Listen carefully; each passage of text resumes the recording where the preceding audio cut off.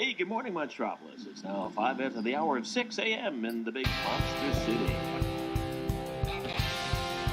Come on! Let's get pumped! Not drinking any fucking Merlot! What can I say? The camera loves me. Shall we begin? After you, Junior.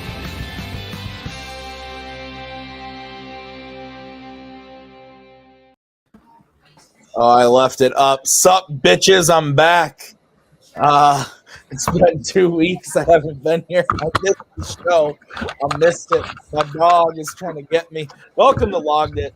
I'm really excited for this episode. Animated villains. There's lots to talk about here. I don't know if you know this, but I like animated films. Shocking. I know. We got a great panel for you tonight. As always, we got Mr. Boatman here. Boatman, how are you doing? I'm happy that I'm not lead hosting this week. Fair. Payson, you're here. Welcome to the show. How you doing? I'm doing good. It's been a few weeks since I was on, but this is one of my favorite shows to be on, and I'm excited to be back. And Brooklyn, you are back on the program. How are you, sir? I am back. You had me at animated. It's sad. Yeah, surprising fact that I also like animated films. So I'm excited for the potential takes or potential picks I can bring up because it's going to be fun. Yeah, and Joseph, welcome to the program. You are back as well. How are you, sir? Doing pretty well. I was very happy the last time I was here to pick all of the movies, or almost all the movies that I picked were movies that Boatman hadn't seen. That was pretty cool. That won't be the case this week because it's animation, but it'll be fun regardless. Yeah. All right. Well, we are going to kick it off with the way we always kick off the show, which is talking about our favorite movie that we logged this week. So, Payson, why don't we kick it off with you? What you got? Yeah, I think I'm going to do a rewatch. One I actually rewatched today. It's one of my favorite movies of all time from the director I've talked about. It's Magnolia. I love this movie. I love it with all my heart. In case people didn't know, Magnolia, it's literally just about people in LA. They're all interconnected through all these coincidences. And it's sort of just about broken people trying to find, like, humanity again, in a way. This could be my favorite cast of all time. And I think every single actor is giving performance, like, some of the best performances of their careers. Tom Cruise is probably my favorite performance. I know it's a cliche to say, but I think Philip Baker Hall is incredible. Jason Robards' monologue to Phil, the character played by Philip Seymour Hoffman, about how he lost the love of his life and how that was the biggest mistake, I think is incredible. Just from the opening montage with Amy Mann's One, I think is amazing. And then I know the scene doesn't work for everyone, but like one of my favorite like pieces of licensed music in a movie is the Wise Up scene. I think that scene is really beautiful, and I just love just like it's tackling a lot of themes, and I get that like those themes don't work for everyone. I don't know what's going on, but those themes really, really work for me. And if you told me, hey, pick your favorite Paul Thomas Anderson film, this is definitely my favorite one, and it's one that I would consider to be one of my favorite movies of all time. Yeah, I love Paul Thomas Anderson. I've actually only seen this one once, though. I got to see it in the theater in 2018, somewhere in there. Don't remember what year it was. It was after Phantom Thread, so I don't remember. I think it was 2018, though. And I loved it. I think this movie's awesome. Like I said, I've been wanting to rewatch it. I love Paul Thomas Anderson. I haven't revisited many of his films other than Boogie Nights and Punch Drunk Love. But I'm excited because I'm going to go through all of his movies again pretty soon here with the Blu-ray release of Licorice Pizza in a few weeks. So very excited to rewatch it. Big fan. Boatman. I'm Team Magnolia is good. Not everyone is, but I'm Team Magnolia is really good. I'm a sucker for weaving storylines. I love the Wise Up scene. And I just really like a lot of these characters and storylines. Most of them, really. I love Cruz. I love I think John C. Reilly is like such a dork in this, and it's so fun. great. Like he is like so like just kind of sad and funny. I think you know what? That's one of those characters that PTA is just always able to do really well. It's just characters who are both kind of sad and kind of funny. And yeah, I like this movie. I'm team Magnolia. It's really good. Brooklyn. I haven't gotten around to Magnolia, but Paul Thomas Anderson is a dope director. Her and Eight is incredible. But yeah, the flying like the raining frogs thing has always been, I think has always been the thing that's like there's other things we need to check out first. And also, Magnolia has one of the greatest micro impressions in this community. Boatman as Jeremy Paul Adams, revealing that the answer to a question is Magnolia, might be my favorite micro impression. I forgot about that. I do not know what you're talking about. Remember when we would do the after show? Yeah. And we would play like the multiplex dating game or the match game or whatever. Yeah. And I would do my Jeremy Adams impression. You have a really Magnolia. Yeah. Did not know. I'll have to go back and find that. That sounds like something I've probably seen.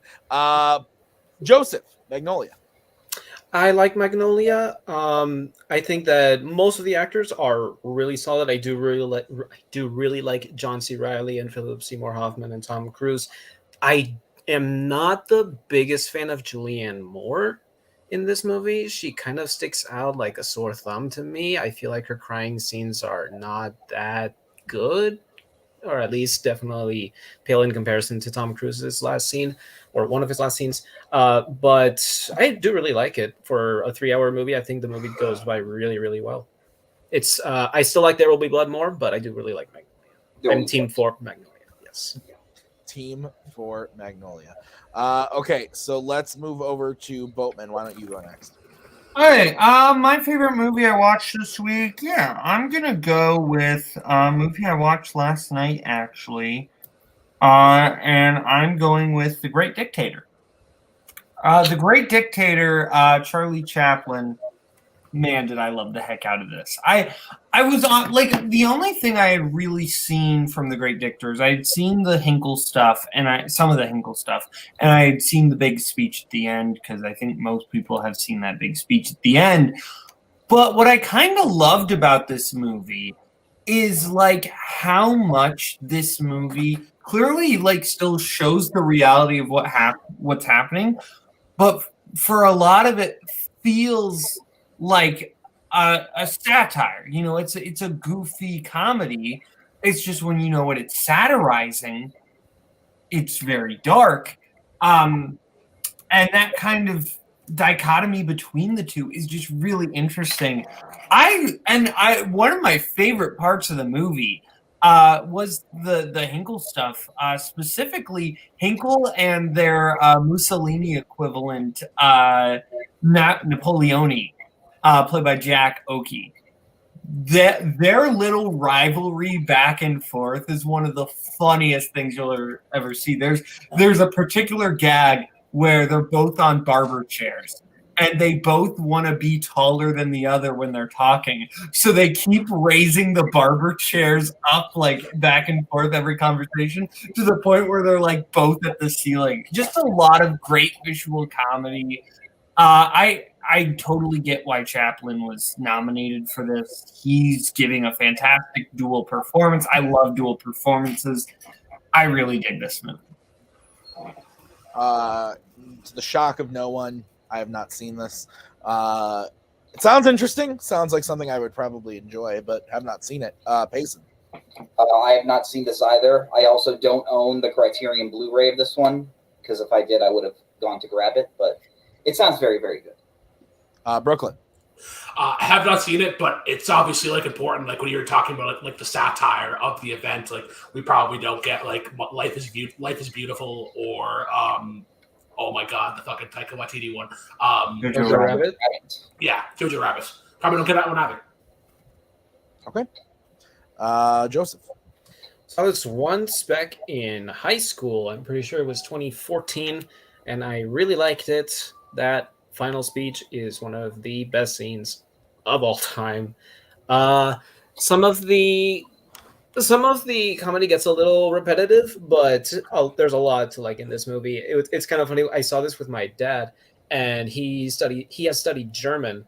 And when Adenoid Hinkle is giving one of his big speeches, my dad starts laughing, and even though Hinkle is like the parody of Hitler, my dad starts laughing, and then he explains to me and my mom, who was also watching at the time. She didn't finish, I don't think, but anyway, he was explaining. He's just listing off German foods, and with such conviction to imitate Hitler at the time. Very bold satire, and I really like it. Spatzel is the greatest German food. Don't at me. I'm gonna at you. Okay, so I will go next. I watched a lot of weird stuff this week. I don't know, a lot of random stuff. Nothing like in particular really jumped out to me until bless you. Until I rewatched a movie I hadn't seen since it came out. Really enjoyed it. Laughed my ass off. Had a good time. The Macaw enjoyed it too, I think. Rewatched Juno. Like I said, haven't seen this since it came out.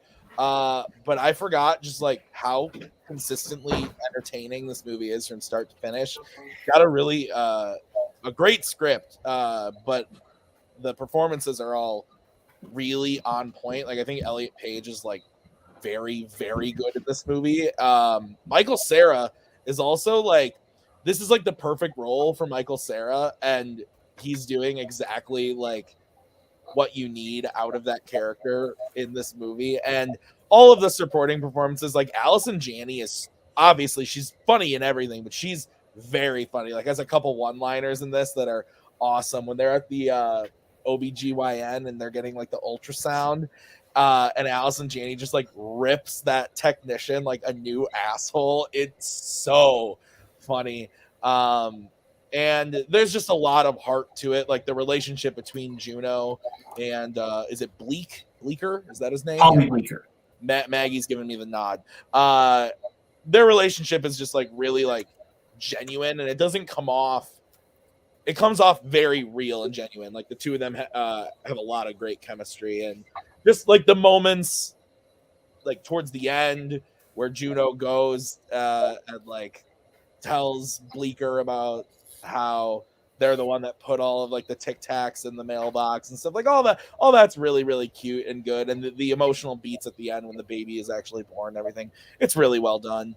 Also, I love Jason Bateman in like everything, and he's so good at just being kind of like a douche in this movie. And I love that. And Jennifer Gardner is also a treasure. We should treasure her at all moments of every day. So yeah, I really wound up loving this rewatch. Like I said, I hadn't seen it in a very long time, but I think this is probably my favorite of Jason Reitman's movies. I've only seen Up in the Air once, so I know that's the one that a lot of people really gravitate towards. I've only seen it once, so I need to give that a rewatch. But I loved rewatching this one. Boatman. Yeah, I'm team Thank You for Smoking on the Jason Reitman scale. But I think his first three movies are all fantastic. But yeah, no, I love Juno. Elliot Page is great. Michael Cera. I'm me, so of course I love Michael Cera doing Michael Cera things. Like that vibes with me. And I'm with you. The Allison Janney scene, specific, like I just love the line of, and I'm a nail technician, so I think we should both stick to what we know. Like that's such a great moment. I love Allison Janney. Like this is just a movie with Boatman actors like Michael Cera, Allison Janney, J.K. Simmons, even Jason Bateman. Like this is just a Boatman movie, and I enjoy it. Honest Blog, huh? Honest Blog. That's a line from the movie. Oh, there you go. Payson. Yeah, so I'll admit, Jason Reitman as a director, I need to get more into. I've only seen his last 3 films, so I've yet to see Juno. But everything that people have said about it makes it sound very good. Brooklyn. I have not gotten around to this. And Joseph. It's been a while since I've seen it, but I remember enjoying it. I think Elliot Page was really great in the role. And also, there were some dialogues in there that were like a little weird, but I had not seen a lot of independent quirky stuff in it, so that was like one of my first exposures to it, and I enjoyed it, but I've also been hesitant to go back to it because of different things I've heard from people say that it feels like it's a little too quirky for its own sake, but I enjoyed it when last time I saw it. All right. Okay, let's move over to Brooklyn. Your turn. All right, so I guarantee this is a movie that none of you have seen and nobody in the chat has seen, because this is a 2021 movie made in PEI. It's called A Small Fortune.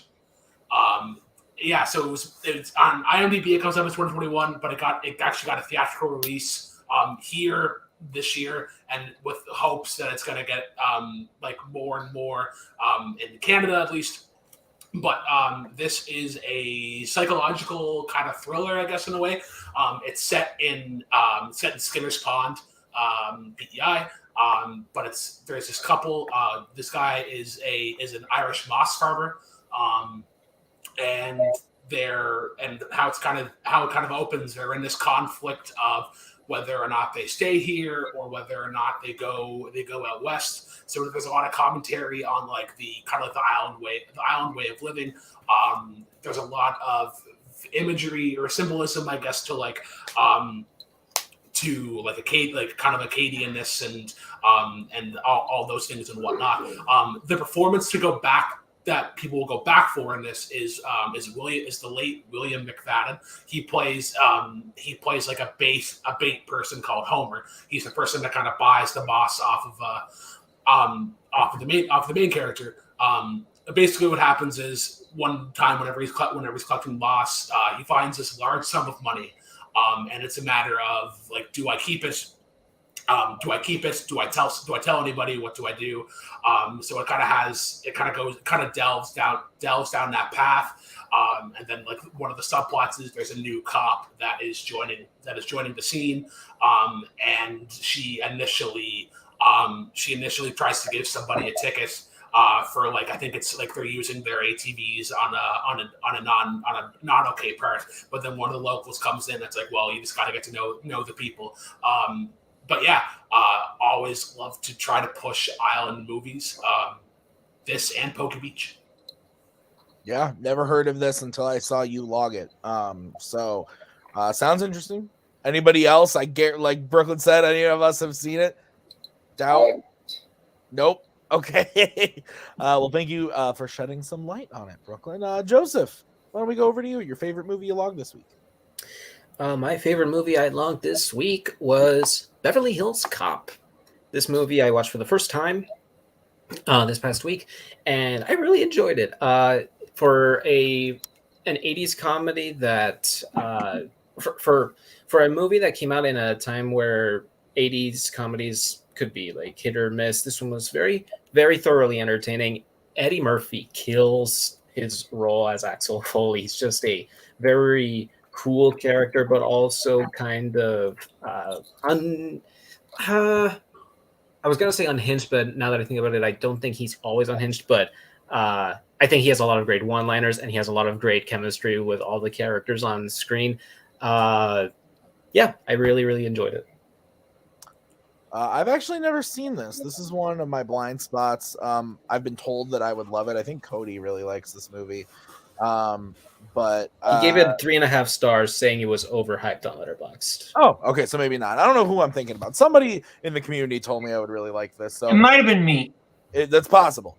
Yeah, I've wanted to watch it. I just haven't gotten there yet. But there's only 2 of them, right? Are there 3? There are 3. Okay, I'll get there eventually. Boatman, and they were all directed by 3 different people. Yeah. Beverly Hills Cop, I've always said, is like just a really good hamburger and fries. right? It's not doing anything particularly new or fancy or flashy. It's just like a really good popcorn movie. Like it's a perfect just action comedy, right? Like just kind of the perfect, like you got the snarky detective who plays by his own rules and cracks one-liners instead of being serious, and that annoys all the people around him. And of course, you got Stick in the Mud, Judge Reinhold. Like it's a very cliche, you've seen it 1,000 times before movie, but it's like the best version of all of those cliches. Just the cliches, it's so watchable. It's just an incredibly watchable movie. Eddie Murphy is just having the time of his life in this. He like 80s in particular, Eddie Murphy, just the dude was able to translate from SNL to film so well. His persona just works so well in film, and he's just a world-class comedic talent, if we're being honest. And he's phenomenal in this. And I do really like Judge Reinhold in this. I think Judge Reinhold's just kind of a perfect comedic stick in the mud. Yeah, and the soundtrack. I'm not just talking about the main theme. Like, there's a lot of really good songs in this movie. I'm a big Stir It Up guy. I love Stir It Up. Peyton. Yeah, I think what Boatman said is completely correct. Like, I don't think this movie would be nearly as remembered as fondly if it didn't have Eddie Murphy in the main cast. Just, he has so much energy as the character of Axel Foley, and he really brings that character to life. It's been a minute since I rewatched it. I want to rewatch it again, but one of my favorite memories with this movie is the first time I tried to watch it was when I was 14 and my brother was 11. And we were having a family movie night, and my mom was like, "Hey, let's watch Beverly Hills Cop." We made it 5 minutes, and she was like, "Nope." Brooklyn. Yeah. I've seen like bits and pieces of it on TV. I'm kind of hesitant, I guess, to go check it out. And I'm not sure if I like Bowman was talking about like the cliche, like the kind of the cliches and whatnot, because there's a lot of 80s tropes that I don't enjoy. But you're right though, Eddie Murphy is fucking unreal in the 80s. SNL movies, his stand-up is some of the best. All right, we're gonna move over to our least favorite movie that we logged this week. Payson, we will start with you. Yes, I watched a movie called Limits of Control, directed by Jim Jarmusch, and I gotta say, this is one of the most boring movies I think I've ever seen in my life. Quick synopsis, Isaac de Bencoli, I hope I pronounced that right. He plays an assassin. He gets a job to go take out a target in Spain. That's about the entire plot of the movie. And you're watching about an hour and 50 minutes of him going through Spain, living out the same day over and over. His same routine. He gets up, does some yoga, gets some coffee, meets someone, and goes back to his apartment. That can work for some movies, just that whole routine, like getting monotonous. Didn't work for this one with me. I'll admit, it has a lot of pretty shots, but yeah, this movie, I was not a fan of it. I doubt many people have seen it, but I would say stay away from this one. It's not very good. Have not seen it. Boatman? Okay. I have not either. Brooklyn? Have not seen it. And Joseph? Have not seen it. All right, fair enough. Boatman, let's go to you. What's your least favorite movie you logged this week? Yeah, this is I didn't watch anything awful this week. This is just one I want to talk about it. I watched Secrets of Dumbledore this week. And I think that this is the best Fantastic Beasts movie, but I'm not a Fantastic Beasts guy. So I don't like the first one. I hate Crimes of Grindelwald. So do with that what you will. I think there's a lot of really good things here. I think they fix a lot of the problems about Crimes of Grindelwald in this without getting into spoilers. Like, this movie solves a lot of my biggest issues with Crimes of Grindelwald. And also, Mads Mikkelsen's really good. I need to look up the actress who plays her, but Jessica Williams plays a character named Hicks, and she is my new favorite character in the Fantastic Beasts movies. She's basically what if you had a 30s screwball comedy character in the Wizarding world? like she's very much doing like a Katharine Hepburn bringing up baby, and that's just so much fun. Like I really enjoyed that character. And yeah, Mickelson is great, and I actually really like the climax. Climax is a lot of fun, but the movie gets weirdly convoluted. Like this movie just has a lot happening, and not all of it is really explained, and it's just kind of things, and you don't really care about the end goal because the movie just doesn't make a lot of things clear, and I think that's because you can kind of tell things were kind of shifted around. This very much feels like a salvaged movie that they was probably supposed to go into a different direction. It's not an awful time, but I don't know if I would necessarily recommend it. Yeah, I didn't hate this one. I agree with Boatman. It's still the best of the three, but that doesn't necessarily mean it's a great movie. I gave it a 3 out of 5 when I logged it. I'm a Potter nerd, so I'm probably going to go see it again, just to kind of cement how I feel about it. But you're not in fandom anymore. What's not in fandom anymore?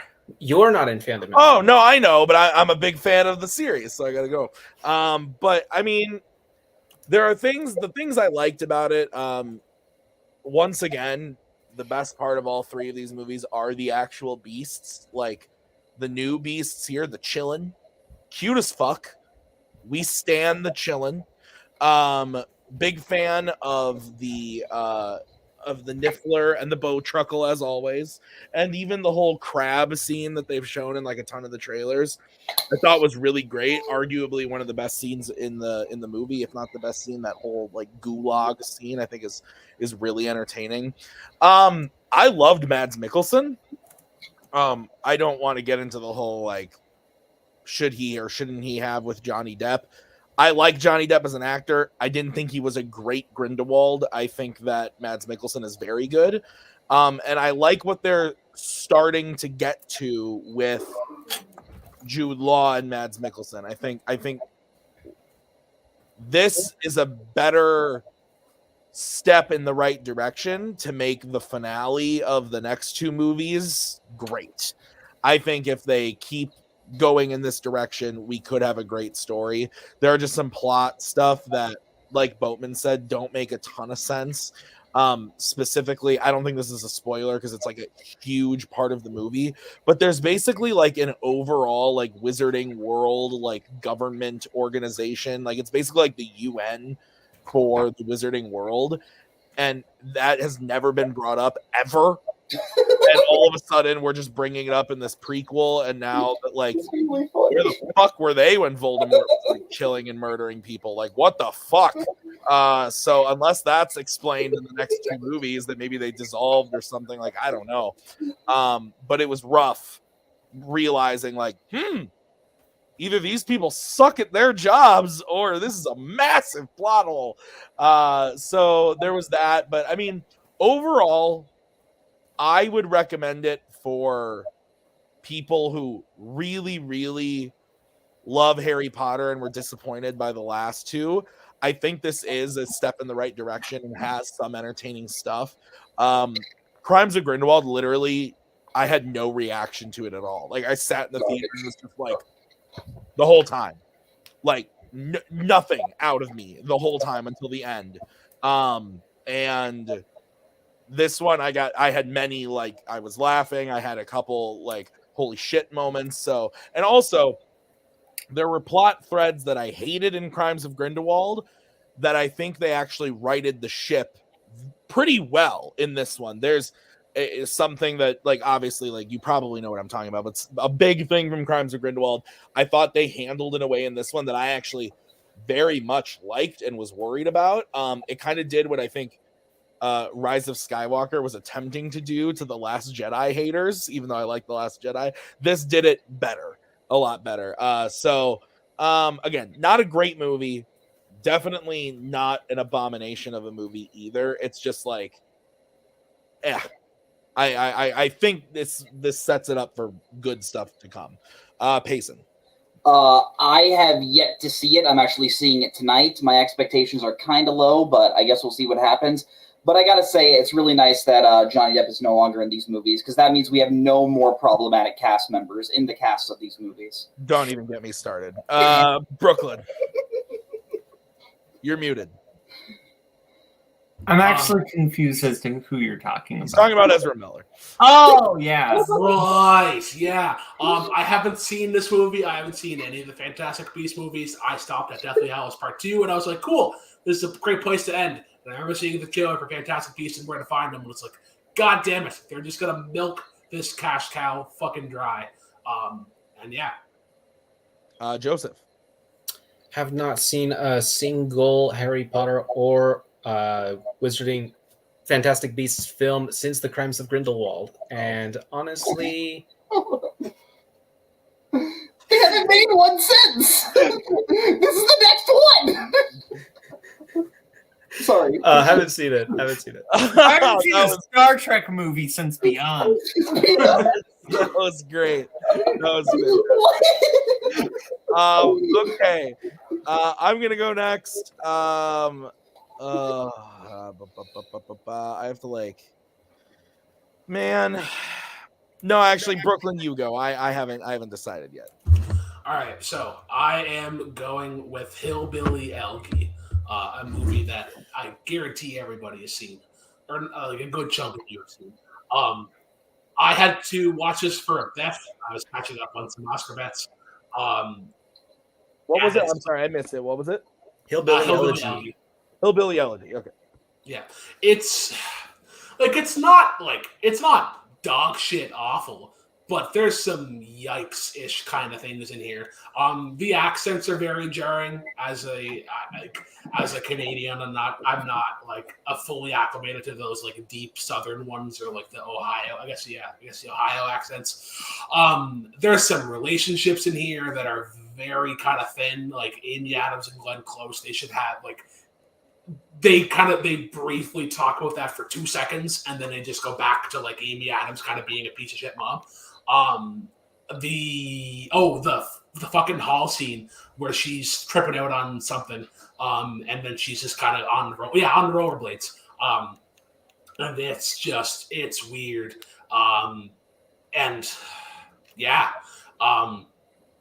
It's like another one of those movies about addiction, I guess, and whatnot. But yeah, just it's not great. Yeah, I watched this when it came out. I thought it was okay. I didn't hate it. I didn't love it. I thought it was pretty by the numbers. So I didn't really have a big reaction to it. It's a lot of people yelling for 2 hours, if I remember correctly. And I thought the main performance from like the kid as an adult version was like kind of rough. Glenn Close was good. She wore him out of makeup, if I remember correctly. So yeah, I don't know. Meh. Boatman. This is shouting the movie. It's a lot of yell acting, and we're all very yelly. And I really want to win the Oscar because I'm Glenn Close and I'm Amy Adams, and we haven't won Oscars yet. Please give us Oscars. They're not really the problem with the movie, but it is kind of funny, like how much. I actually think Glenn Close is doing something decent with this. Don't know if she should have been nominated, but she's doing something decent here. I think the movie itself, though, is like so whiny and woe is me, and everyone is a cartoon. Like, I know I'm not saying like woe is me in the sense of obviously someone dealing with addiction is like that's very serious, but there are other moments that just feel like so cartoon. Specifically, the moment where a character is at a dinner table talking with people who are not from where he's from. Yeah. Right. That Feels he like gets super fucking a butters. cartoon. That scene feels like it was just straight out of a Disney Channel movie. You want to call Coda a Disney Channel movie? No, Coda was great. Hillbilly Elegy is a Disney Channel movie. Payson. Every time someone describes this to me, this seems like the epitome of Hollywood being out of touch with certain parts of the world in a way, and it's just one that I've never gotten to. Maybe one day. Joseph, did you see it? Thank you for reminding me, Boatman, about something that I've been hating about some haters of Coda recently, about that Disney Channel thing. It's eye-rolling, to say the least. Yeah, I watched this last year. It did something at the Oscars, which I honestly did not expect to happen since, who was the last one?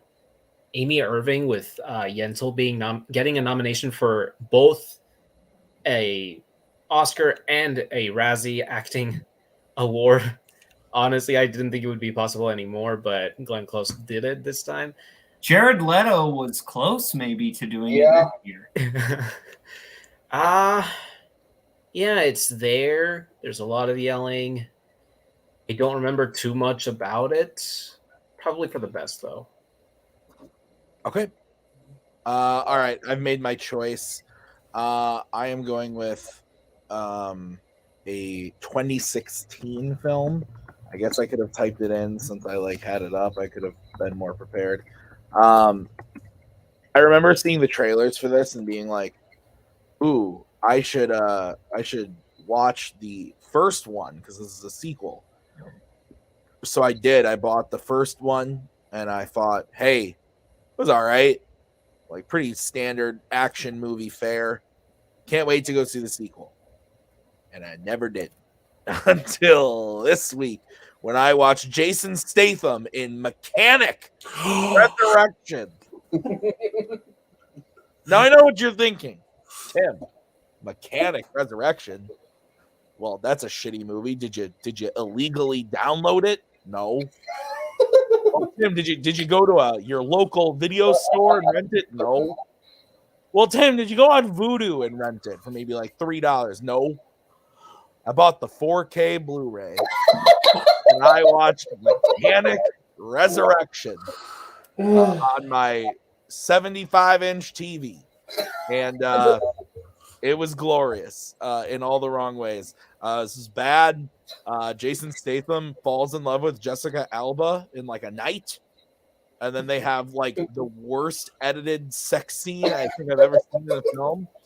And then all of a sudden, some guy comes up and is like, "We're gonna steal your girl, and we're gonna kill her unless you do these tasks for us. You gotta infiltrate a prison and kill this guy, and then you gotta go to this like tower and kill this guy, and then you gotta go do this thing." And like, I don't know, man. It was all just rough. Like, it was bad. There's a scene where the poster for the movie is him like climbing this tower, and it like Mission Impossible 4 Ghost Protocol style. Like he's like climbing the tower, the side of the building, because this dude is swimming in a pool that like goes over the building. It's really fucking weird. And he like cuts a hole in the pool and it turns into like a fucking like whirlpool, and the dude falls through the crack and out the building, and it's like a CGI green screen, like the dude falling. Like, I'm just like, what are we doing here?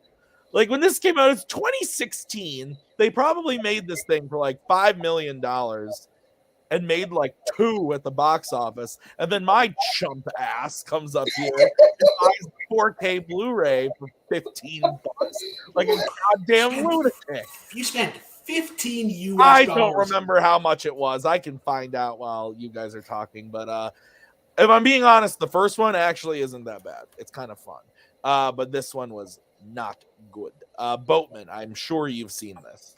Oh yeah, this is a real Boatman movie here. Love me some Jason Statham in The Mechanic or Mechanic Resurrection. Big fan of Mechanic. Jason. I remember when this movie came out. It came out the same weekend as Ben-Hur, 2016. That I went to go see that. Strings, if I'm not mistaken. Yeah, I believe so. Yes. Ben-Hur also sucked. This sounds like it sucks, but from the way you're describing it, I think I made the wrong choice.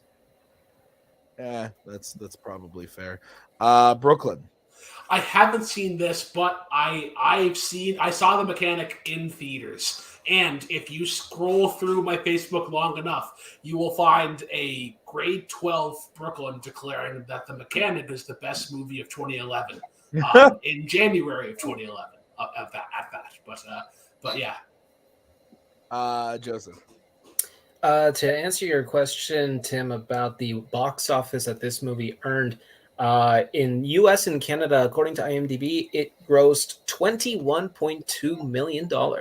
Probably made its budget back. That's fair. That's fair. Worldwide, it made almost 126 million worldwide. That's what? Okay, you out of the United States and Canada, sons of bitches. You spent $100 million on Mechanic Resurrection? What are we doing? What are we doing? Brooklyn, no, we already went to you. Joseph, what is your least favorite movie along this week? So, against my better judgment, I am doing 2 watch challenges in 2022. There's the video store challenge, and there's the featured presentation productions. What? No, you're good. You're good. I was doing a bit. You're good. Go ahead, Joseph. One of the challenges in the featured presentation productions challenge was to watch a film, a non-James Bond film, starring an actor who played James Bond. Oh God! Did you watch Treat House? The movie that I watched was a Pierce Brosnan sci-fi movie called The Lawnmower Man. Oh, okay. It's from 1992, and this movie is a relic. It should be seen by aspiring film visual effects artists on how not to make visual effects in a movie. This movie came out the year after Terminator 2 Judgment Day, and it sets back visual effects artists in film by about 15 years. This movie's about a man who mows lawns, and he is mentally challenged. So Pierce Brosnan plays a scientist who wants to do some tests on him. He is testing with virtual reality. And he is giving the man tests on how to do things better and give him more information to improve his IQ. And things spiral out of control, and more experimentation with the visual effects and virtual reality go crazy. And there are some really weird visual effects in this movie. You could just look up images on Google or whatever search engine you want for this movie and look at some of the scenes in this movie. It is so bizarre. It's based on a Stephen King work in name only. Apparently they deviated so far, and they just scrapped Stephen King's story. They just used the title and created their own story, to the point where Stephen King sued them to have his name removed based on Stephen King's Lawnmower Man. Just have the Lawnmower Man. He didn't want his name anywhere near that thing. Yeah, it's not good.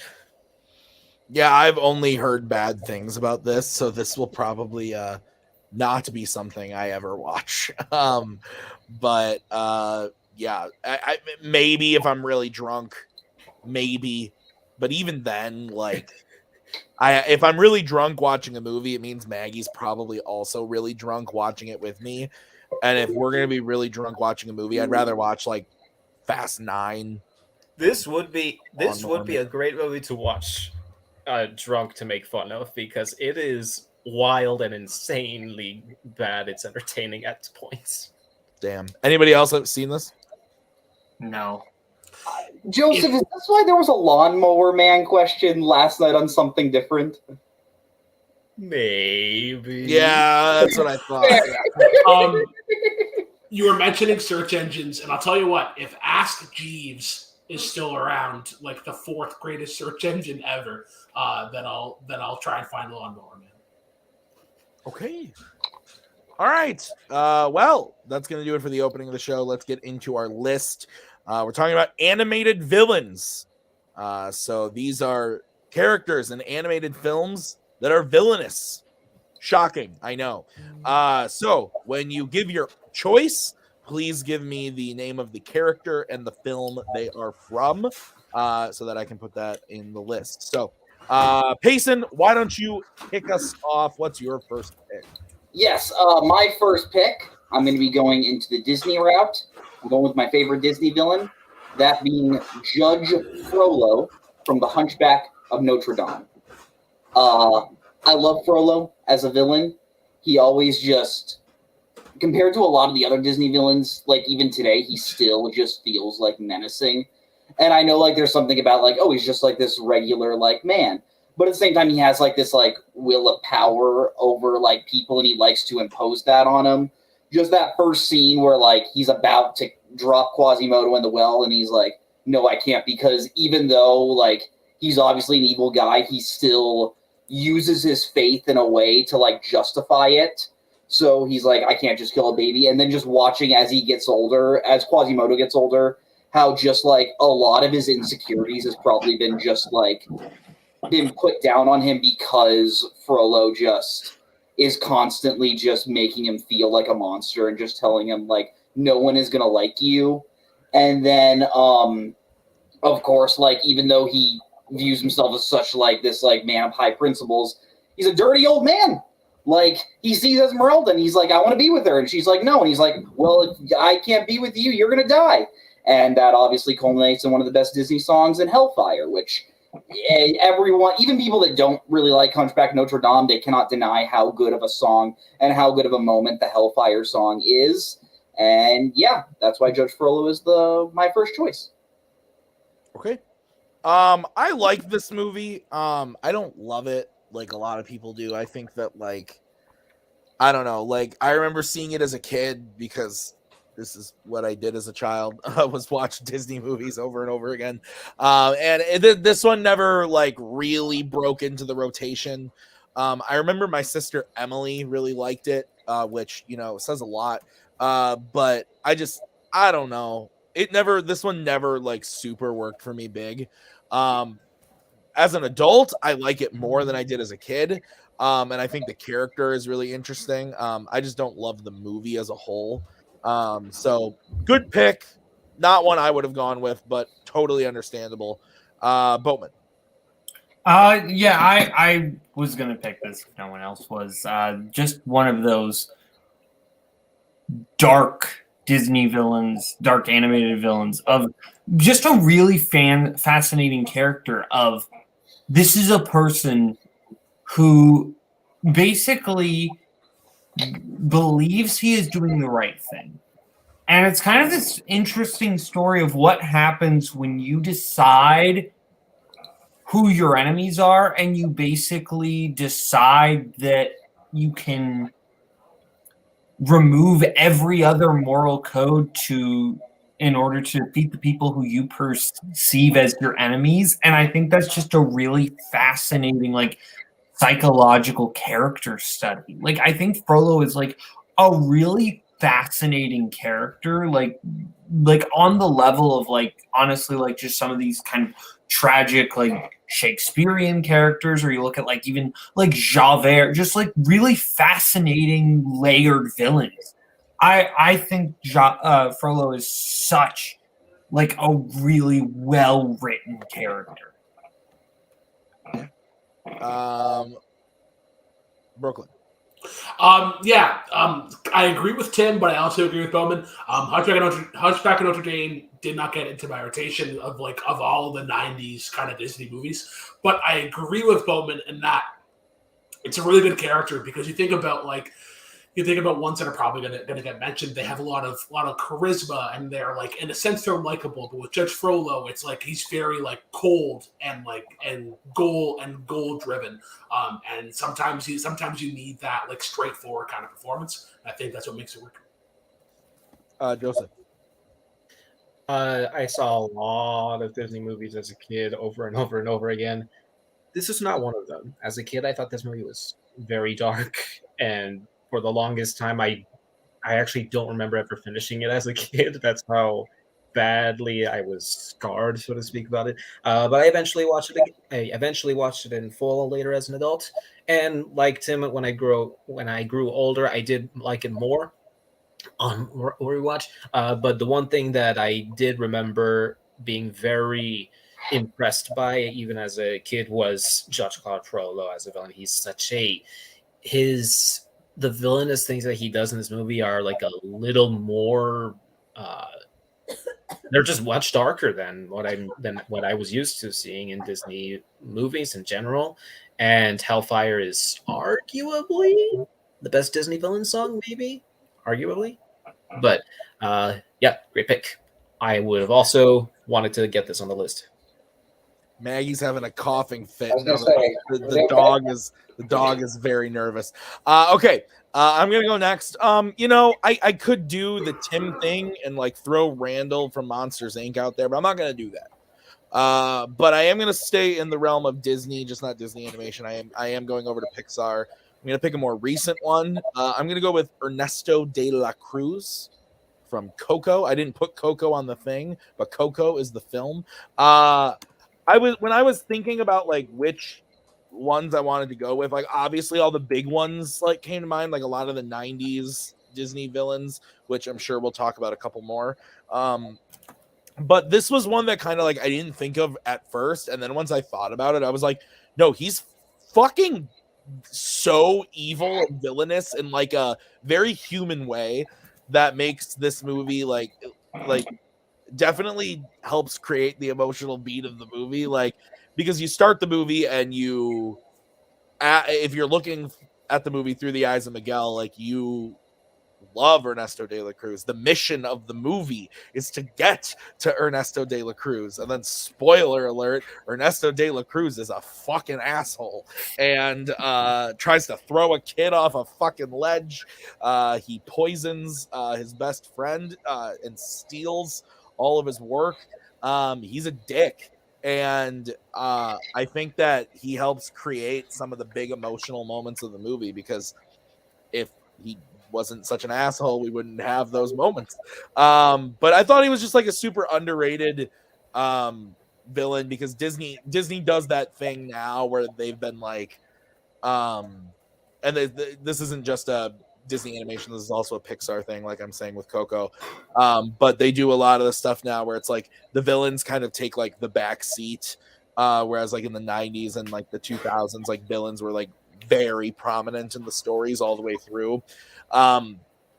So he's only like a big part of the movie in like a physical sense towards the end, but I think it works really, really well, and it's pulled off really well. And just to top it all off, I've talked about this movie, a lot on the show and on other stuff. I love the movie as a whole. I think it's great, but the twist with De La Cruz, I think, is really earned, because there's lots of these movies like you go into Encanto and everyone's saying not to talk about Bruno. Well, Bruno's probably not actually that bad of a guy, because you can see it. And that happens a lot with these Disney movies, is you can kind of see the twists coming. I remember seeing this in the theater and being very surprised, like, wow, that one kind of came out of left field.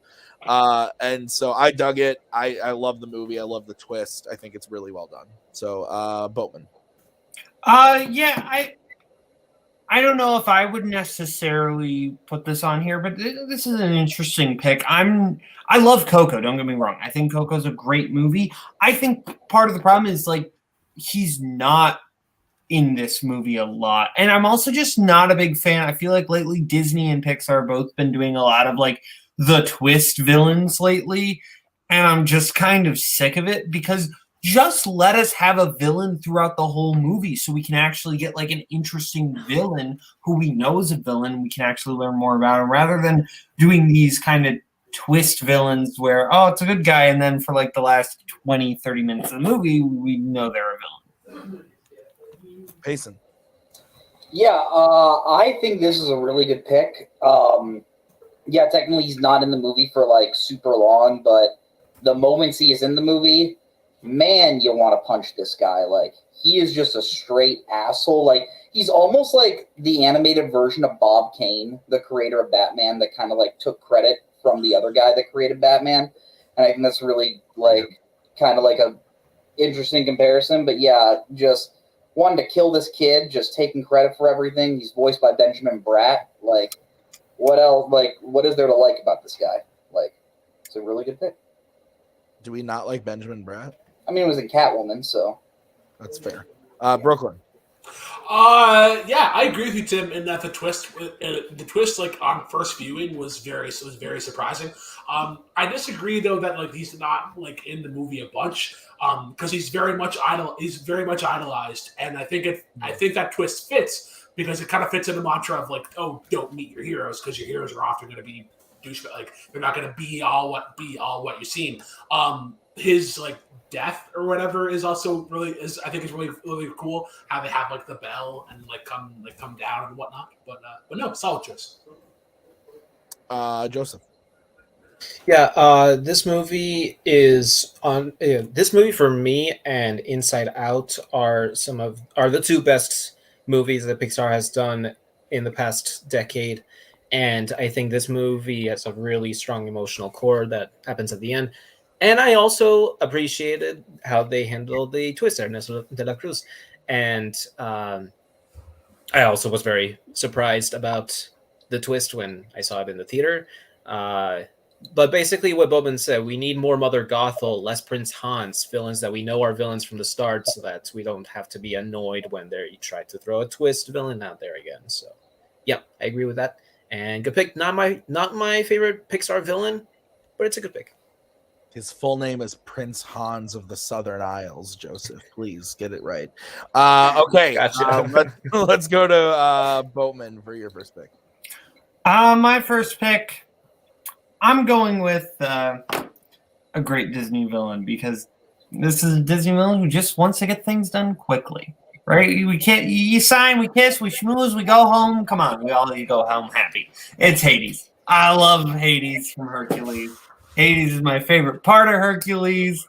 This is just such a fun take on the villain, right? Because you think Hades, you look at that design. What do you think that voice is going to sound like? What do you think this character is going to behave right? You think he's going to be all yelly and evil, and there are some yelly moments, right? But I love how he's just kind of like a sleazy lawyer or salesman. Like, that's just such a fun take on this character. And I mean, James Woods is just doing a phenomenal job voicing this character. And I love just how, like, his main mood is just annoyed with everybody. He's just ticked off. Like, we talk about, funny Disney villain motivations, like with Maleficent. But really, like, obviously, while there were seeds planted earlier, I love that the thing that sets Hades off in this movie is Zeus just kind of making a cheesy joke about him. Just be like, work yourself to death. And that's just when Hades is like, yep, I'm going to kill this guy. Like, that's so great. Hades is just a lot of fun. He gets some of the best one-liners in the movie. He's a guy. Like, I love it. I love Hades. This is my favorite thing about her. I'm gonna break some hearts here, everybody. I've said it before. I've said it again. I'm not the biggest Hercules fan. I love the first 30 minutes, and then I don't love the last hour. I don't know. It's never connected with me. I agree though that Hades is awesome. Great villain, great pick. I was expecting it to come. So the movie itself though, like after he becomes Hercules, basically after he fights the Hydra, I'm just not into it anymore. I don't know what it is. Meg's song slaps, but everything else about the end of the movie, just not a big fan.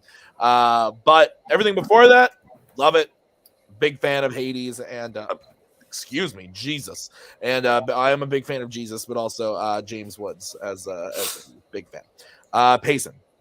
Yeah, Hades is absolutely the best part of this movie.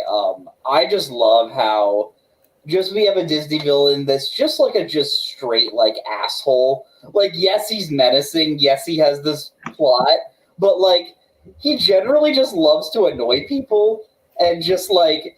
He's one of the few Disney villains I could legit see like doing cocaine, and I kind of love that. But like, can't you kind of see that? Like, Hades just does coke on the side. But yeah, like there are the jokes you can make about like, oh, James Woods is great about playing an asshole, but he really is, and like that adds to the layer of the character. So I think this is a very, very good pick. Brooklyn. him doing coke might be a little bit interesting. But yeah, I agree with Boatman in that sleazy kind of delivery works, and especially like because you have like the gods, and like Zeus is a very like loud sort of booming voice, but then yeah, James Woods is sort of quick-witted, sure. But yeah, I have a special kind of spot for Hercules. It's how I kind of got into the community. There used to be a show called Suddenly Soundtracks, and me and former fandom champion Robert Parker broke down the soundtrack of this with somebody we don't talk about. I don't think Robert's ever seen this movie. Maggie? No. Has Robert ever seen Hercules? Yeah. No. Joseph. I'm kidding. Joseph. Several months ago, I watched a James Woods movie for trivia called The Hard Way. And one thing that I noticed, one thing that I couldn't help but feel is that James Woods shouts a lot. And in other film clips of other movies that I've seen, and other movies that I've seen, he tends to raise his voice a lot. I couldn't help but thinking, he's such a hothead. It makes sense why people cast him as Hercules for this movie. But I get it because he has the flame. This is good. You also said they casted him as.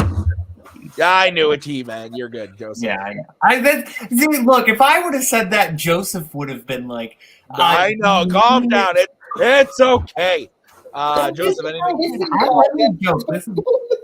anything to add, or Joseph? Not really. Great pick, though. Fair enough. Joseph, why don't we stick with you and get your pick? Okay, straying a little bit from Disney. Thank you. Oh, sure. I hope Nick Twohig doesn't get letterboxed anytime soon so that he doesn't have to comment about how bad Miss Tweety from Chicken Run is as a villain from this movie. She terrifies me as a villain because of how she uses chickens for pies. Is that your pick? Yes. I love Chicken Run. This movie entertained me so many times as a kid. I watched over and over again, and Miss Tweety is terrifying to me.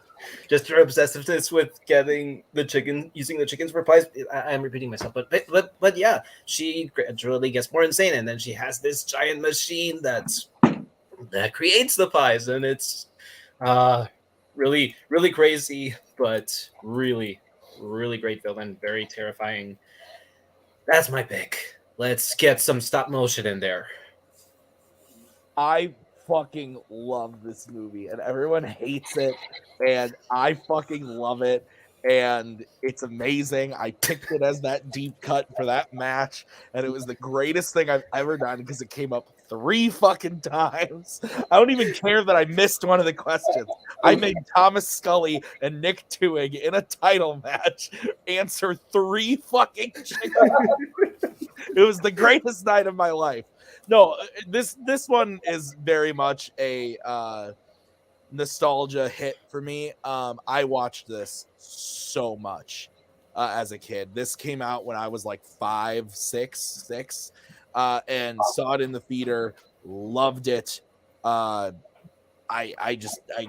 was immediately attached to it. I had the VHS, watched it a ton, and then hadn't seen it in probably about 10 years, and then watched it again for trivia, and it was incredible. I've seen it probably 4 or 5 times in the last couple of years because of trivia, and I think the humor is hilarious.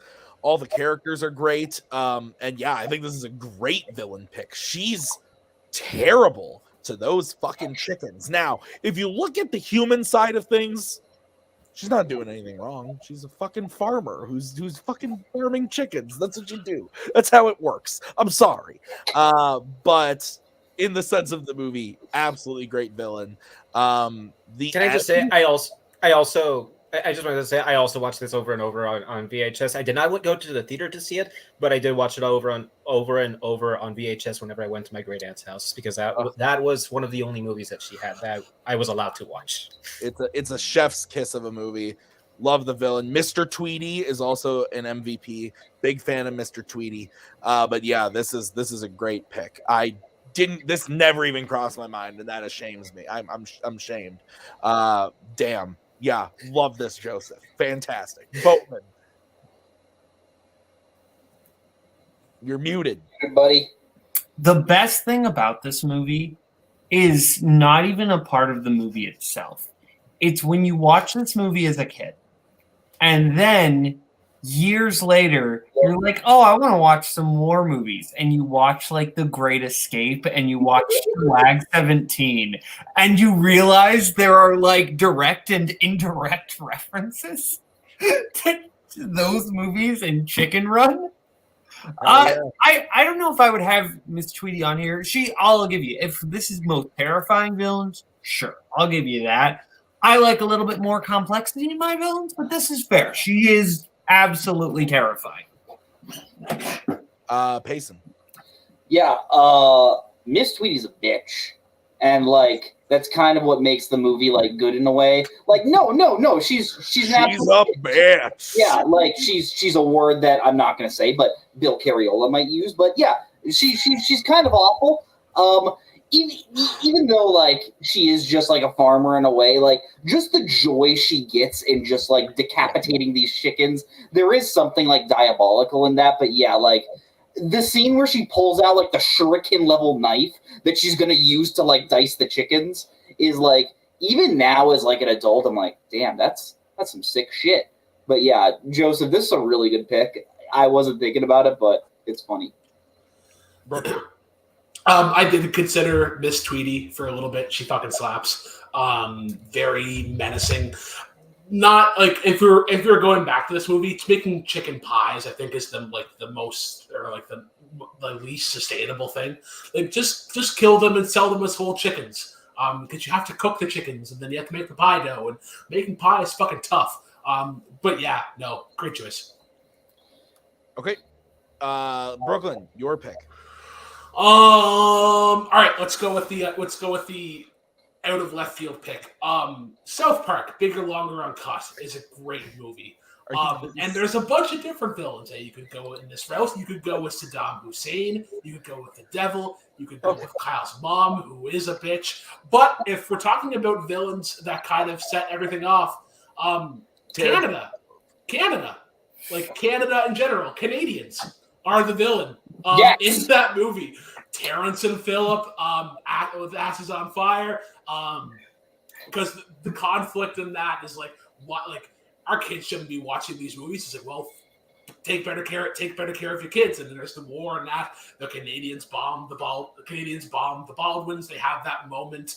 I think it's like in either UN or like Parliament where they're joking about like a boost. But yeah, and then also the great song of Blame Canada was also kind of into that consideration. But in terms of just like making fun of a country and sort of like egging them on in that way, and just how Canadians in general are portrayed if they don't have like the chin or whatever, so they go back and forth. It's very silly, but it's fucking great. I wasn't sure which villain to pick, but I was like the more that I thought about it, Canada in general is like the ones that are kind of like they kind of push along the plot of the movie. God, this is a shocking pick. I am genuinely shook that the man who hails from Canada is picking Canada as a great villain in an animated film. This movie never crossed my mind either. I rewatched this back in like November, December for an Ontel match with Cody, and he hated it. Hated his life. I had a blast. I thought it was hilarious. Yeah, for a good 3 or 4 days after I watched this movie, I kept calling Maggie an uncle fucker, and she was, you're fine. And she's just so confused. She has no idea what the fuck I'm talking about. But the movie's funny. Yeah, Blame Canada. I mean, yeah, it's not the best song in the movie, but it's a good one. I'm a fan of the MK song. Yeah, it's easy MK. That's probably my It's favorite. pretty good. Law Resistance, best song. It's also very Oh, good. that's what Brian Boitano would do. Yeah. So good shit. Boatman. I think that this is a weird pick if you're gonna pick a South Park villain, because Canada is not really a character. And if in this conflict, Kyle's mom is absolutely the actual villain here. But even then, if I was gonna pick a villain from this movie, I would go Saddam Hussein, because like, dude, gaslights Satan, Bad. like literally, like, which is weird. Like basically just is in like an abusive relationship with Satan, which is in and of itself just a ridiculous plot point. But like Saddam Hussein in this movie is like definitely like the most evil character, which is weird because this movie has Satan in it. Payson. So Taylor just snapped me after this pick was made. She's like, wow, you must really love this pick. And yes, I do, Brooklyn. We are on the same boat. Anyone that knows me knows that I have an issue with a certain country. That is the one up north called Canada. Not really. It's just fun to poke jokes at them. But no, this is a very, very inspired choice. They involuntarily just, like you said, just kick off all the events. Even though, like, if I were to make a pick for this movie, Kyle's mom probably would be the choice. I just love just throwing an entire country under the bus, and you of all people are the one that could get away with it the most. So I applaud you, Brooklyn. All right, Joseph. Never seen it. Although I have heard the question, what is the name of the movie that the South Park kids go to more than once? Asses of Fire. That's true. That's accurate. Okay. I will go next. We're gonna go out of order. I'm shaking things up. I lost the banners. Okay. I'm gonna go next. I'm gonna just string it right back over to Disney and Pixar because I have problems. So I was trying to decide between two characters from the same franchise. Ultimately, I had to dig deep into my soul and decide which one I wanted to go with, which one I thought was the better villain. Ultimately, I chose Lotso over Sid. The reason and Stinky Pete, but to me it was between Lotso and Sid. Gabby not in the running, even though Toy Story 4 is perfect. But here's the deal. I just really like Lotso as a villain because this is a twist that you see coming a mile away. That Lotso's actually an asshole. Like, you can see it coming the moment you meet him. But the backstory to Lotso is so well done. Sid is just a dick. Sid is that kid from we all knew a Sid at school who was just an asshole and wanted to blow up his toys. Lotso has a very real reason for why he's such a dick, and it works really well in the context of the movie. And even to the point where you think he might be redeemed, Woody being the awesome character, inspiration that he is. Maggie doesn't like Woody, so I have to yell at her every time. Goes back to like save Lotso when they're about to go into the incinerator, and Lotso still fucks them over and ends up on the front of a garbage truck. He's such a pure villain from beginning to end as far as like Pixar goes. He's one of my favorite villains. Toy Story 3 is actually my least favorite of the franchise.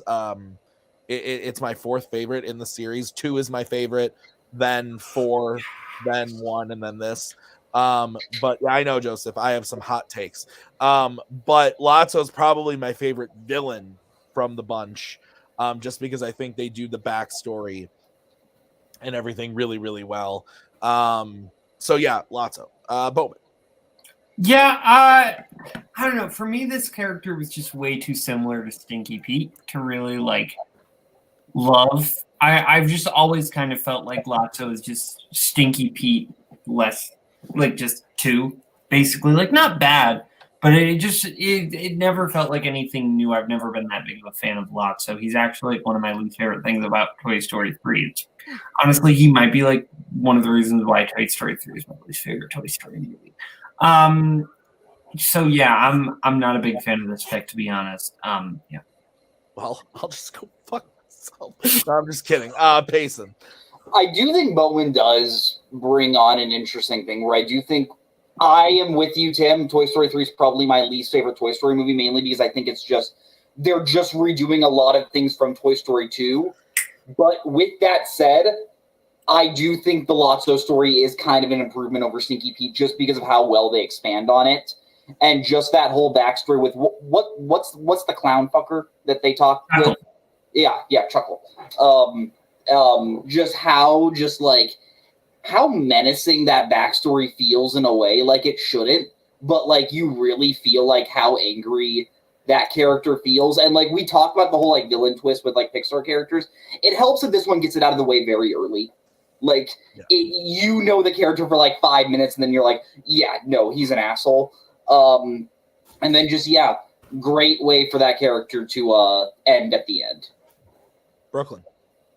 I considered all three of the villains to bring up. I probably lean towards Stinky Pete just because I can't get Sideshow Bob on here for Kelsey Grammer, so the Kelsey Grammer, that would have been the route I would have went. But Lotso's really cool. Like that southern draw, I think works really well because it's very welcoming.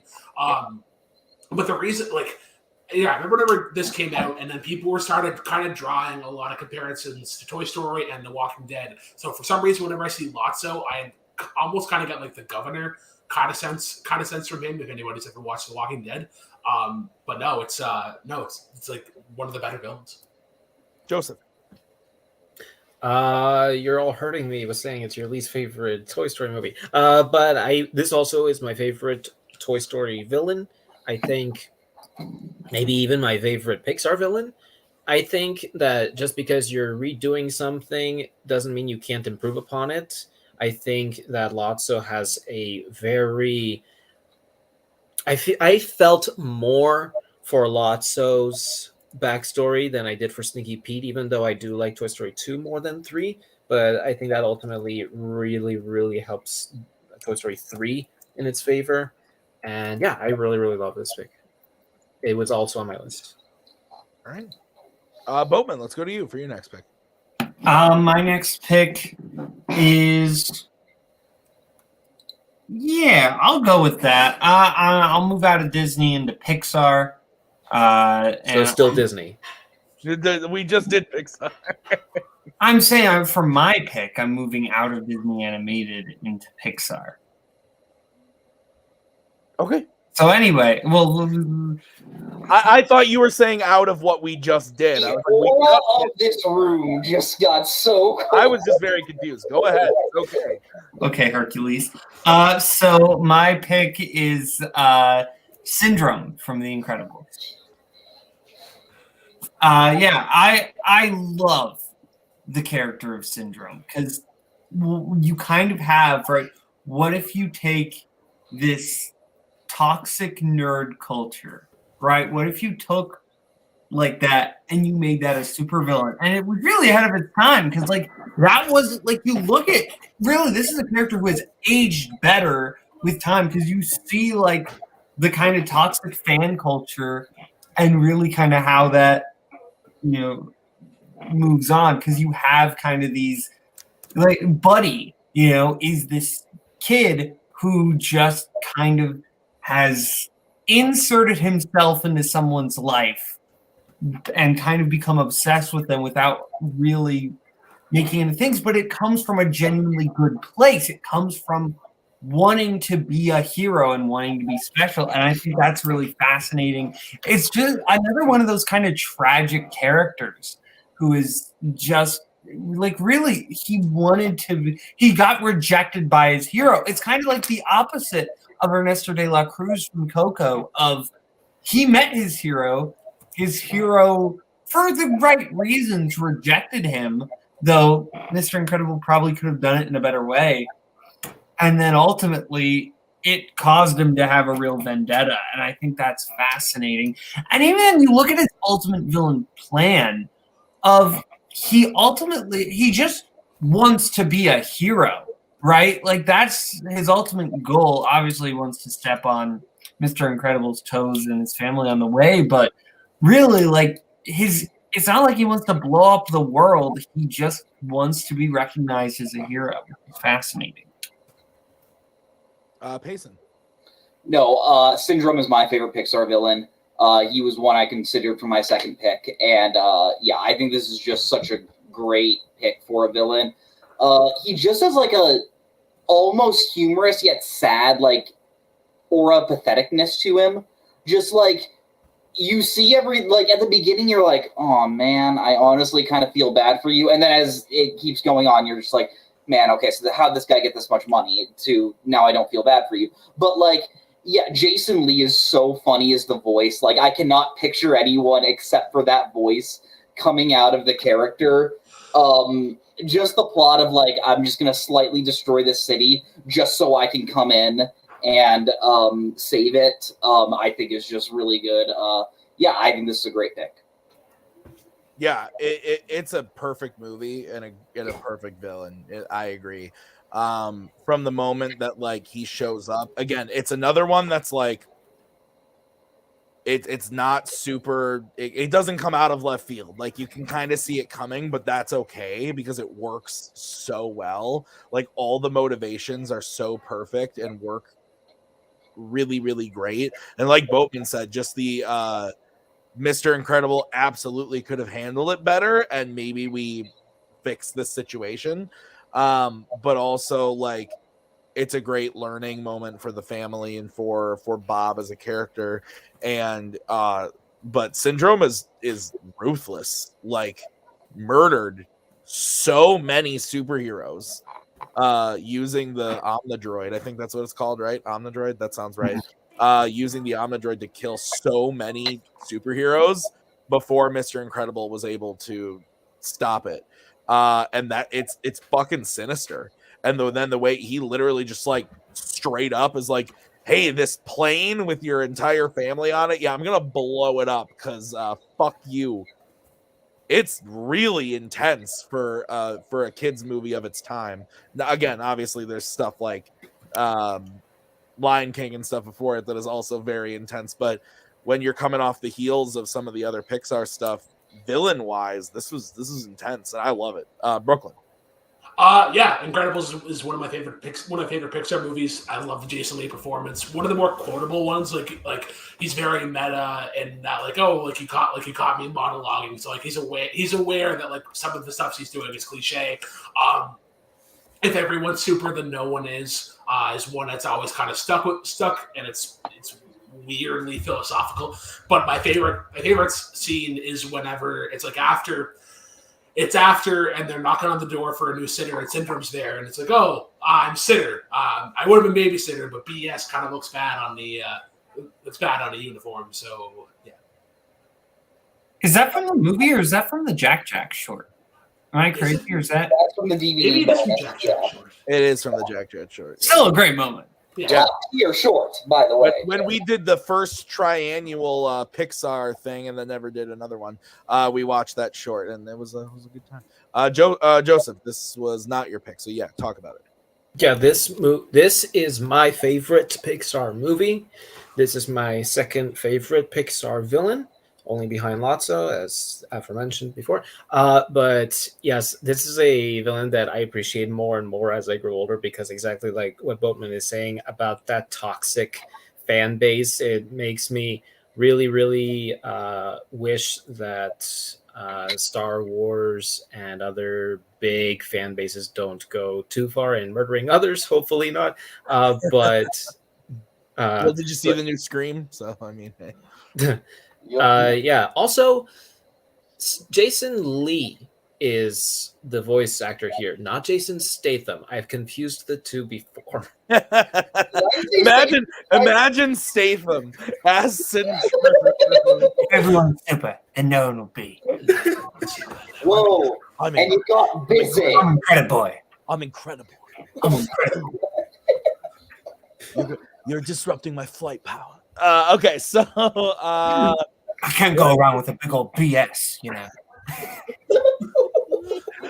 Payson, let's go to you. Yeah, I'm going with one that, like, yes, is the villain of the movie, but you can also, like, say, like, this movie doesn't really have a villain because of the different points of view, and I really do. That's why I love this character. I'm going with Lady Eboshi from Princess Mononoke. From what? Spelled Lady Eboshi from Princess Mononoke. Gotcha. Okay. Lady Eboshi is the leader of Irontown. And essentially Irontown, they're this like new technologically like advanced like town, and they're sort of like expanding out into the forest. And obviously from the main character, from one of the main characters' perspective, that being San, Lady Eboshi is obviously the antagonist and the villain. But when you really look at it from her like point of view, like this is human nature in a sense. Like this is like, if society is going to expand, they need to expand their land, and unfortunately that is what happens in real life when you look at stuff like the rainforest or when you look at other things. But if I'm being honest, I think the Lady Eboshi character is honestly more interesting than San herself, just from like, look, I get what I'm doing is technically wrong, but like, I gotta help my people and I gotta go to war for those people. So even when the wolf spirits start attacking her, like, she just has to defend her people. And Prince Mononoke has never been one of my like absolute top tier favorite Ghibli movies, but this character is my favorite character in this movie. Brooklyn. Yeah, I was expecting between Joseph or myself or one of us was going to bring up a Studio Ghibli movie, and I figured it was going to be Princess Mononoke. Yeah, I love the sort of like charm and charisma that she has, like very menacing. It's been a minute since I've seen it. I agree that it's not like in my top tier of Studio Ghibli, but it is incredible. Joseph. Again, you guys are hurting me with the not top tier Ghibli. But I rewatched this a few months ago, and for me, it's my personal favorite Ghibli movie. Also, I was between this and another Ghibli movie villain. I don't know if it will be. I don't know if Brooklyn will pick it, but yes, and thank you for picking this. I was very hopeful someone would pick it, because I was between a few other options. But yes, I love exactly what Payson was saying, the complexity of this character. She has her very real motives of what she's doing, and she's very convinced about what she's doing for her town. But at the same time, there's a surprising layer to her character that's introduced later on in the movie that I honestly was not expecting, that honestly made me sympathize a little bit with her. And that, I really love the layers that all these characters have, I think, in this movie. No one's a clear-cut... They're all characters with shades of gray, and that's one of the aspects I really, really love about this movie. Great pick. Thank you for picking it. I haven't seen this. I've been told I would love it, but I have not watched it yet. Cody liked this movie, surprisingly. I think you'd like it. Then I would like Boatman. Yeah, I'll be honest. Like, the way you know this is a good pick is I kind of forgot she was the villain. Like, in the sense of, yes, she is the villain of the movie, but she's such like an understandable villain. Like this, it almost feels like a true antagonist more than a villain. But she absolutely is the villain. But like she's trying to do what is best for her town. Like, it doesn't feel particularly malicious, while she is doing terrible things and is kind of the cause of all this. So I think she's also just a really charismatic character. Like, you understand why people follow her because she's very likable. Minnie Driver does an excellent job. I like this movie, and I like that character a lot. I think this character is my favorite thing in Princess Mononoke. I like her more than the two leads. I'll be honest. Yeah, same. Okay. Brooklyn, we're on to you. All right. So whenever this topic came up, this was actually the first person that I thought of. We're going back to Pixar, and we're going with Darla from Finding Nemo. Oh. Yeah. So we were talking about like complex villains and like deep backgrounds and stuff, and like sometimes I just need a psychotic son of a bitch. And Darla is very much that. Like when you look at them from the fish perspective, it's like fuck. She's gonna pick a fish and she's gonna be impatient, like every kid is, and gonna shake that thing to death, and it's gonna die, and it's gonna be a horrible, painful death. But they just like how they introduce her with like those the Hitchcock kind of strings, and like she's very much like Psycho. But then like you meet her and her interactions with her uncle, and it's just like she doesn't like she's just a kid or whatever. Like I'm a piranha. They're in the Amazon. And yeah, and just like it's not so much how great she is, it's like how much you have to kind of avoid her and what would eventually happen like if you get into her hands. But yeah, I think it's a great way of showing that like not necessarily giving things to kids is the best thing, because they're just gonna like I'm surprised the dentist at some point is like, hey, like why don't we like put this fish away? But they're like, nope, we're gonna massacre these things. But yeah. Joseph. I love this movie, but I don't know. I don't. Thank you, Nazario. Yes. Yeah, I don't know. I feel like exactly what Brooklyn was saying about her being a kid. I don't know. I feel like I don't know. I'm sorry. I don't love her as a villain, I guess. I mean, honestly, the Barracuda at the beginning might have been. I don't know. I think the Barracuda's, more villainous. Yeah, I'm kind of in between. I like the movie, and I like what Brooklyn's saying about like Darla being like a obviously like a clear cut like evil presence from the fish perspective. But overall, like, yeah, I would not have picked this for this list, but I get it to an extent. Boatman. Yeah, I kind of what everyone said. Here's the thing, right? You compare two child villains in Pixar movies. Darla isn't even doing anything remotely malicious from her perspective, right? From her perspective, she's just really excited. Like she's not doing anything bad. She's just excited to have her fish. Honestly, the real villain here is the dentist, who A, kidnaps Nemo, B, doesn't tell his niece to stop shaking the bag. Like, the problem is Darla doesn't understand. Like, and when the fishy starts to die, no one explains it to Darla. Like, this is not Darla's fault whatsoever. Hashtag justice for Darla. Hashtag dentist are equal. Hashtag remember when that dentist killed that lion that one time? What? Hashtag remember Cecil the Lion. Yes, Cecil the Lion killed by a lion.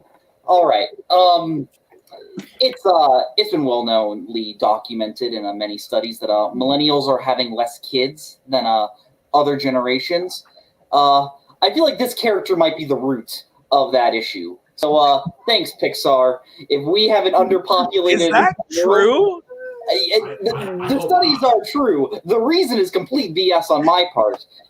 Aren't there more people? Aren't we getting more people on the planet every year than like? I'm very confused as to why. Maybe I just found that from a weird source. I don't know. This is an interesting pick. It's an inspired pick, Brooklyn. Good on you. Millennials are killing Darla. I would like it to be known that Brooklyn picked Canada and Darla. One thing, though, that I did read about is that after Finding Nemo was released, sales shot up for clownfish. Oh yeah. Apparently, a lot of people wanted clownfish for pets. Yes, thank you. And that went down. Also, okay, one thing. Darla is not excited about that fish. Darla expects that fish to be a dog, and it's like, oh, come on, do something. So she's shaking it to try to get it going. It's not excited. She wants it to be a dog, and it's not a dog. Clearly. Okay. Justice for Darla. Let's Joseph, go. you have an opportunity to make Cody Newberry very happy or yourself very happy. Which are you gonna choose? Cody talks a lot, and he's not going to close the channel. So this list has a lot of Disney movies, which I do appreciate, and Pixar. But I do want to add more variety to this list because I knew that people would consider Judge Claude Frollo or Syndrome or Lotso. So, Cody, I'm going to call your bluff. The movie that I'm going with is a 2009 anime film called Summer Wars. This villain, Boatman's gonna probably call me out about there's not being a lot of complexity to this villain. I haven't But seen this movie. oh, okay. So the villain that I'm referring to is an AI called Love Machine. And what happens in this movie is that a student is trying to pretend to be the boyfriend of a girl that he likes because she is visiting her family, and it's a huge family. It's a very, very big family reunion. They're being there for the birthday of her grandmother, and the main character accidentally releases a virus throughout the country of Japan, which eventually is Love Machine. But this AI causes so much havoc. It sabotages all electrical items and devices and systems, from credit card systems, traffic light systems, phone things, and also phones and bank accounts. It creates massive havoc and massive mayhem. And the second half of this movie is basically the main character and other people trying to find ways to crack down the virus in order to take it down and defeat it. And they use this artificial virtual reality world in order to try to fight it. They have these like avatar-like characters that they use, and they build up skills for these characters to fight the Love Machine, because the Love Machine is hacking everything and building itself up to be an unstoppable force and will try to also destroy Japan. And it gets really bonkers at times, but I really, really enjoy it. Cody, your move. Stop egging him on to do it. What are you doing, Joe? I haven't seen this, so this sounds like something I would not enjoy. I'm gonna be honest. Have not. This does not sound like a Tim movie. Sorry, I'm eating. Boatman, you already played your hand. Payson, you got excited. Because this is a movie I've really, really wanted to watch just because it sounds so interesting. It's also from an anime director I've wanted to get more into. He did Wolf Children, which I also hear is very good. But yeah, I have yet to see this movie. Haven't seen this either, but I've also been kind of getting closer to anime, and from the way you're describing this film, it sounds like a much better version of Ultron. So you have me sold. Interesting. Okay. That's the list. Go on over to letterboxd.com/multiplex logged it. Hit like on that list. Hit like on all the stuff we do on the page. And now we're going to talk about the movie of the month, Train to Busan. Boatman, you talked about it. Joseph, I know you've talked about it. Payson, have you been here to talk about this one yet? I have not yet. So Payson, why don't you kick us off? Okay, so I have not been able to finish this movie. I've watched about an hour of it. I am enjoying the movie. I'm not loving it. Once again, I'm only an hour in, so things could change. I'm not watching this on 2x speed, so that's the reason why I couldn't finish it. But yeah, I did quite enjoy it. I do think the idea of setting like a zombie apocalypse in such like a confined space is really, really cool. Funny story, when I started watching this movie, I went to go watch it on Peacock, and they do not have the subtitle version, so they only have the overdubbed English version, and the voices are like, "Yo, man, I gotta park here. I'm sorry, but this is only for the employees, dude. Oh man, that sucks." It's incredible. If anyone has Peacock, just go watch like the first 5 minutes of this movie. You're my favorite customer. Okay, nice doggy. It's so bad. The subtitled version is on Vudu for free. Yes. So go there to watch it. I actually haven't talked about this yet because I haven't been here, but so I really liked it. I thought it was really well done. When it started, I was kind of like, okay, it's a zombie movie, like whatever, like, but I found out really connecting to the family story. By the end of it, I was really emotionally attached.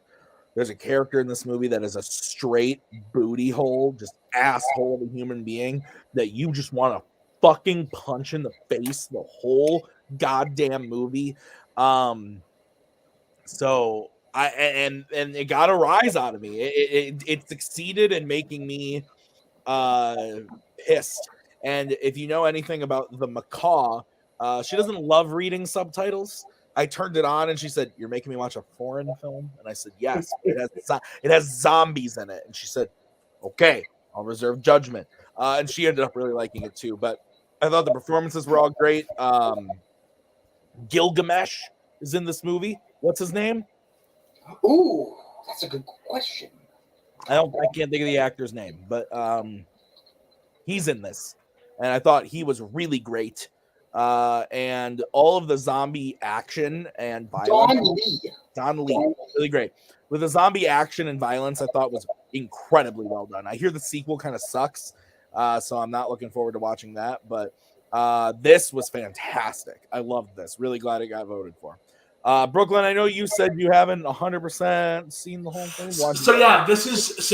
I'm 2 for 2 now on movies of the month that are not available on streaming services in Canada. So I just went back and watched some of the scenes that are available on Movie Clip. I like what I've seen so far. The zombies in this are incredible. I agree. I think the claustrophobic setting of having them in a train and being like, fuck, where are we gonna go? Like, we have to get to somewhere at some point.